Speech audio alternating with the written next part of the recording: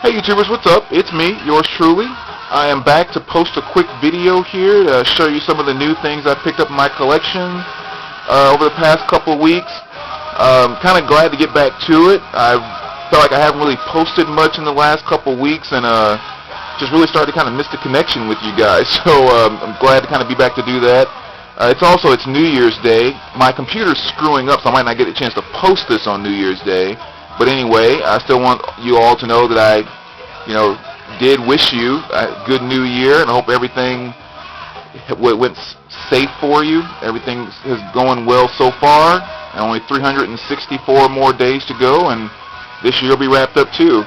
But I also wanted to kind of share a sentiment that I know Long Lost LP Man and a few others did in their videos here, and that is really just to kind of send out a big thank you to everyone who has subscribed to my videos, has ever watched one of my videos, left a response, or even left just a simple thumbs up. I mean, in any way, shape, or form, to take time out of your day to pay attention to anything that I have to say about anything.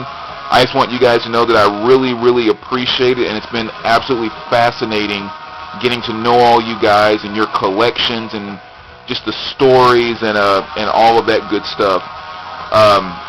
I really appreciate you being a part of this community, and I am greatly appreciative that I can get to be a part of this community. I mean, really, anytime you kind of look at what we do inside our vinyl community, there's very few places where you can go these days where you actually can go and express strong opinions, be completely against what somebody else thinks, and still not have negativity come from it. We don't see a bunch of negative comments on our videos and things like that, and it's just kind of a shame that the world is at that point, but it's also, of great value to me, and I really appreciate the fact that that is exactly what we have inside of our community here. We can talk about anything, we can disagree with each other, and yet we're all very supportive, and this thing is just growing and growing. And I've always said, anytime you can get good people together just to share positive things, only good things can come from that. So I'm really excited about what's going to happen in this community moving forward in 2011. But let me kind of show you a couple of things that I've picked up here. But let me start off by saying, too, one change I've made to my music room, I've set up this little VCR and this little 13-inch TV as a indication that I'm going to start collecting VHS tapes, as if I need something else to collect. But I told that to my wife the other day, and she was like, where are you going to start? Where are you going to put the VHS tapes? You have no room as it is. But I made it clear, I'm not just going to start buying a ton of tapes.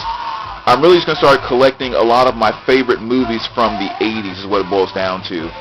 So I'm not going to have like some big collection of 2,000 VHS tapes, but mainly stuff like, what kind of like here, 16 Candles, Teen Wolf, Better Off Dead, Some Kind of Wonderful, Pretty in Pink, stuff like that. Just those classic 80s movies I just like to have on VHS.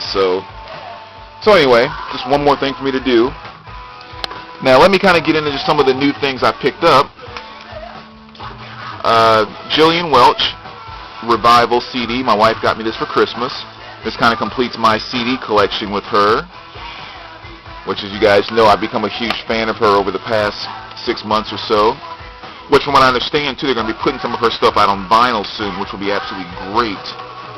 Then I picked up this copy of Metallica, their new release live at, is it Grimmy's or Grimmy's? I'm not 100% sure how to pronounce that, but I'm sure one of you will clarify it for me. But really good CD. I guess it was recorded kind of like in a private show in a basement of a club or something. Because even in the audio, it sounds like there's maybe only 50, if that many people in the crowd, like responding to them. And I think it's truly an uncut live performance, because on Sad But True, while James is singing, he makes a mistake and he goes whoops, and then chuckles a bit and keeps on going. So I really like that about it too, is that it seems just really, really just kind of straight uncut. The thing that ticked me off about this, they released it on vinyl, and they released it on that 10-inch vinyl, which ticks me off to no end. The only thing I hate more than picture discs are 10-inch vinyl. And the fact that I live for new Metallica releases, and when I found out that was on 10-inch, it just drove me crazy. But I'll still love them. They're still one of my favorites of all time. But just don't do that 10-inch stuff anymore. To the point where I refused to buy it and I bought the CD instead. But anyway, Dave Brubeck's Time Out, one of my favorite jazz albums, and I've had the cassette and LP for quite some time. My wife got me the CD. And this is just an artist I picked up. I'm not sure if you guys even know her, Hazel O'Connor, live in Berlin. Just kind of like an Irish folk type singer. Couple 45s. White Snake, Fool for Your Lovin'. Then we got Eurythmics, Here Comes the Rain Again. George Harrison, Got My Mind Set on You. Cover's kind of rough, but the vinyl's in good shape, so I'll hold on to that one so I can get a replacement cover. And then the last one, Tracy Chapman, Talking About a Revolution. So those are just a few of the new 45s. And I won't go over the tapes, but now we'll go to the 12-inch. These came from a lot of random places. Some for Christmas, some I just went out and bought, some I picked up at a Goodwill, so a lot of random stuff here. We'll kind of go through these. First of all, we have Kitty. This is their album In the Black. If you're not familiar with this band, they're just kind of a your regular hardcore metal band. Well, not hardcore, but a metal band. One thing I definitely like about them, I have no problem with the whole girl group thing. I mean, it's not even an issue whether you're a girl group or a male group as far as I'm concerned. Until you start making it a gimmick type thing, that's when I actually notice if a group is a girl group or not. But these ladies definitely do not fit inside that category. They are true metal lovers, and they write great stuff. Great band, great musicians. Kitty's probably my favorite. She's the drummer in the band. But yeah, really, really good metal band, and nothing gimmicky about them at all. These girls are the real deal, and I love that. Kind of remind me, not music-wise, but kind of attitude-wise, they kind of remind me of Joan Jett. Just kind of very real and true to themselves, and they do what they do and do it well. So, next, I picked up a copy of Korn, their 2007 release. I think it was 2007. This is a sealed copy. So that was nice to get, because I've had the CD for quite some time, but just got the vinyl. And much like I do in a lot of my videos, I'll go from Kitty to Korn to Taylor Swift. And I joke like that, but, over the past, I don't know, maybe, a few months or whatever, I've really got on kind of this kind of a country type kick and kind of a Taylor Swift type kick. And for whatever reason, I've started to like her stuff. And actually, I shouldn't say for whatever reason. There's actually a couple of reasons. Number one, I think, kind of like I was saying about Kitty a moment ago, I think she's someone that's very true to herself, and that automatically gives me a connection with an artist. She seems like the type to where if she was a big music star like she is, or if she worked at Maurice's in a mall somewhere, she would kind of be the same person, and I respect that a lot. And then also, she's doing what a lot of the more modern so-called country artists are doing, where really they're writing a lot more pop music than country music. I think it has a big crossover effect, and I don't know, I kind of got swept up in it too, so I picked up a copy of Taylor Swift Speak Now, and it's a good album. I like it. So we go from Korn to Taylor Swift and then back to Ice Cube. And this is Lethal Injection. Kind of an old, well, not old school, but I used to listen to this a lot back in college. That's when this came out, so it's one of those LPs that brings back a lot of good memories. Has a lot of his good stuff on there. Then here's Hole's newest album, which is Nobody's Daughter, with the good old Courtney Love. And then my wife also picked me up a copy of Radiohead's Honey. I've had the cassette and CD for quite some time, and she picked up the vinyl for me, so that's a nice addition to the collection. David Bowie's Tonight, one more piece I needed in my Bowie collection, so that's getting close to being complete, which is nice. And then this is Black Keys. My wife also got me this one for Christmas. I've heard a couple of songs off this, but I have not heard this entire album, so I'm really looking forward to getting a chance to do that. Then she also picked me up a copy of the Avett Brothers, I, Love, and You. That's a nice 2 LP set. Kind of what I describe, for those of you that may not know them, indie country is kind of the way the feel I get from that album.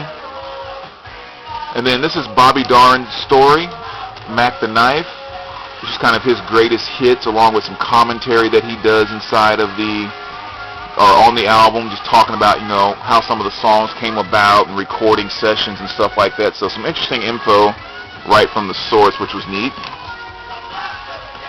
A new band I was introduced to by a guy that works at a local store, Ramatam. I just never heard of them before. This is in April came The Dawning of the Red Sun, and just kind of some basic, like early 70s rock, prog rock type stuff, but some really good stuff there.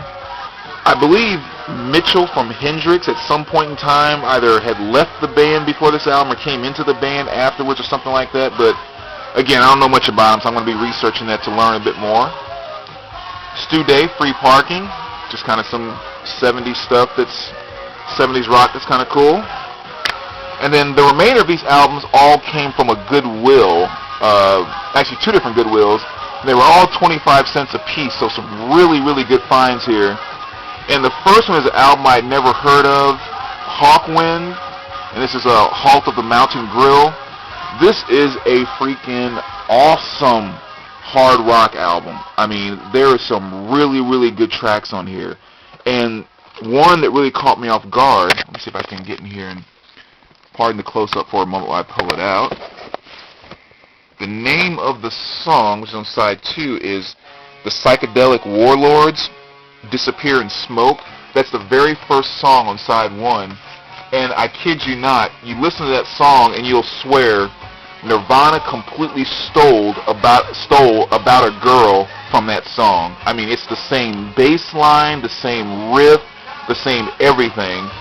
Matter of fact, at some parts when just like the instrumental part was playing, I started singing I'm About a Girl in my head. So, it's always kind of cool to see how music always circles around and great things come around again. But really, really good album. I definitely highly recommend checking that out if you like that 70s hard rock stuff. Then I picked up Nectar, Remember the Future. Got that for $0.25 as well. Actually, all of these for $0.25. And here's Nectar, 14 Down to Earth. Storm. Again, a group I wasn't very familiar with, but I checked it out, and it's pretty good stuff. And this is like late 70s, 79, I believe, early 80s, so that kind of pop rock. Man Without Hats. This had probably their second biggest hit in their career, which is Pop Goes the World. This is an okay album. I mean, it's some decent 80s stuff, but definitely worth having in collection. Argent, In Deep. Sorry about the glare, guys. And probably the best song off this album, most well-known song, God Gave Rock and Roll to You. And again, that's a very nice find for $0.25. The Survival of St. Joan. Kind of an interesting album. I guess, again, it's like one of those rock opera type things. I've listened to 1 LP on this so far, which really kind of gave me the creeps. And, but it's a good album. I'm looking forward to seeing the rest of it. I have to show you the insert sometime too, or the middle of the centerfold or whatever. Centerfold, the gatefold. I always call it centerfold. It's just kind of some weird death, decapitated heads, and all that type of stuff. So a weird album. But Goldmine has this at $20 with the booklet. I got it for $0.25, and it has the booklet in there too. So that was kind of nice. Some of the 80s R&B that I love so much. Billy Ocean, 12-inch, There'll Be Sad Songs. And then I found this at the Goodwill as well. Frankie Valli, The Four Seasons, the 40 original hits. That's a nice 2 LP set on K-Tel.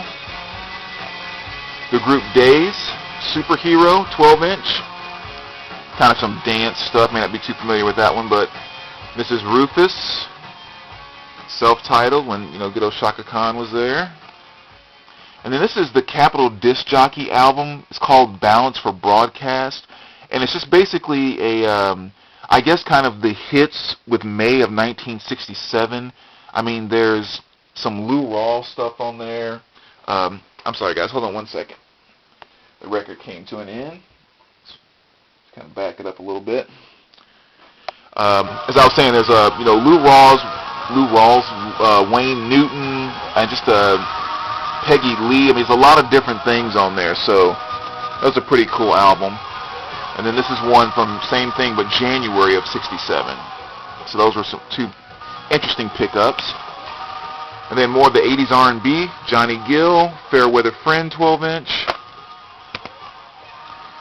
This is Jesse Johnson's Review, Be Your Man 12-inch single. And if you don't remember him, he was the guitarist from The Time, back there with Morris Day. Some more dance stuff I picked up at that Goodwill, which is Temper Temper, the song Talk Much, 12-inch. More dance, Illusion, the song Reality, 12-inch. And then we have D-Light. You probably remember them from their biggest hit, which is Groove is in the Heart, but this is their 2-LP 12-inch single of Call Me. There's a lot of different mixes on there. And then one of my favorite bands from the 80s R&B, which is Cameo, and this is their 12-inch, one of my favorite songs by them, Attack Me With Your Love 12-inch single. So I was really happy to find that one too, because I'm a huge Cameo fan. And then this is just one I took a chance on and actually ended up liking it a little bit. It's Radiant, Let's Go All the Way 12-inch single. I mean, the cover just caught me because, I'm such a big 80s fan, and when I start seeing haircuts like that, I know I'm back in the 80s and I have to give it a chance. Like, what the heck is that? But anyway, and then Billie Myers. This is a 12-inch single of her song Am I Here Yet? Return to Sender. And last thing I picked up at the Goodwill was Master P, I'm 'Bout It 12-inch. So anyway, those are the new finds, guys. Hope you enjoyed it. It's good to be back in touch with you guys, and I wish you the best in 2011, and hopefully I'll be able to get this video up for you pretty soon. Alright, take care, guys. Have a good one.